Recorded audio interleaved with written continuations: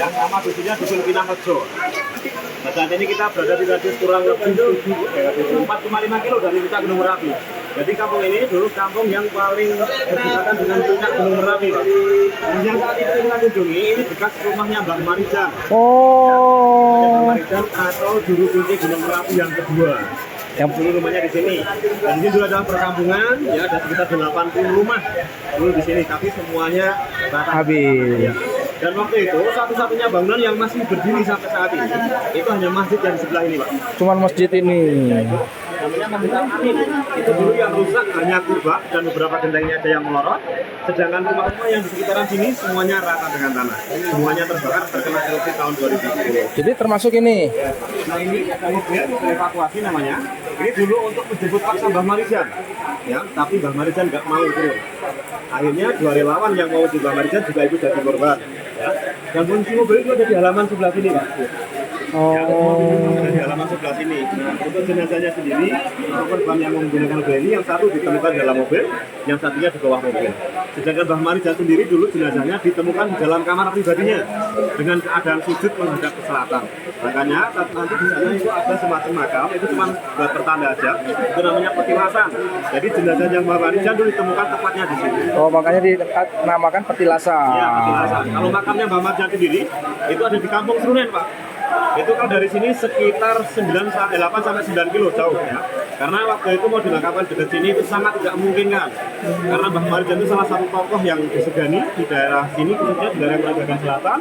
Nah, mau dimakamkan di sini tapi Gunung Merapi masih bergejolak. Takutnya nanti malah nambah korban lagi, dan akhirnya diputuskan untuk dimakamkan di Srunen. Dan kebetulan makamnya Mbah Marijan itu berdekatan dengan makam bapaknya atau orang tuanya, itu juru kunci yang pertama namanya Mbah Argo. Itu guys ceritanya ya. Ini rata ini semua ini dulu ini. Ayo kita lihat. Ini mobil yang dipakai untuk mengevakuasi Mbah Marijan, tapi beliau tidak bersedia untuk turun. Ini mobilnya APV ini ya. Wah, seperti ini ya, habis semua ya. Habis semua memang. Nih keadaannya. Ini dia sisa-sisa erupsi, debu-debunya pun masih banyak ya guys ya. Nih, sisa-sisa debu-debunya ini pun masih banyak. Nah, ini.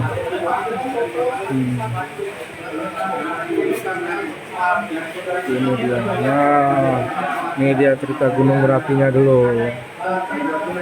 Nah, tuh. Kalau kita lihat di sini, nah kita perhatikan di sini.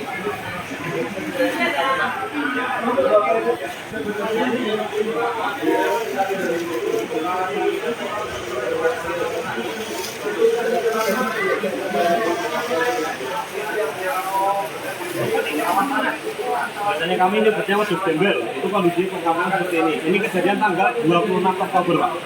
Nah, letusan yang lebih besar tanggal 5 November itu yang besar sampai radius 20 kilo ke bawah. Tahun berapa, Mas? Tahun 2010, Pak. Tahun 2010. Nah, di sini juga ada foto dua ternak ya yang dulunya terkena awan panas, yang mati seperti itu karena kebetulan warga sini dulunya peternak sapi, Pak. Peternak sapi perah menghasilkan susu. Waktu itu bekerjasama dengan SPN. Kalau sekarang sudah direlokasi di bawah, warganya di sini sebagian dan masih juga melihara sapi. Cuman sekarang kerjasama sama Nestle. Nestle. Betul. Oh. Nah, ini pemakaman. Ini dokumentasinya ya. Evakuasi hewan ternak. Sapi yang masih selamat. Oh. Tuh.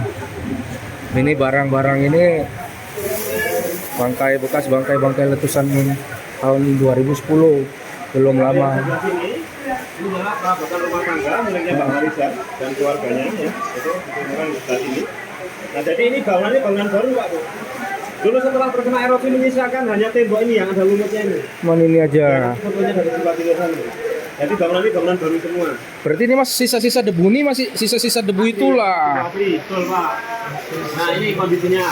Ini masjid itu ya kelihatan itu masih dari samping sini ya. Oh. Nah, itu rumah Mbak Marijan. Itu ya. Atau yang saat ini kita kunjungi ini Cuman masjidnya saja itu yang selamat itu guys. Sekarang alhamdulillah masih Dan sampai sekarang masjidnya masih dipakai. Sudah diperbaiki, masih dipakai. Kalau sekarang nyebutnya masjid di atas pasir.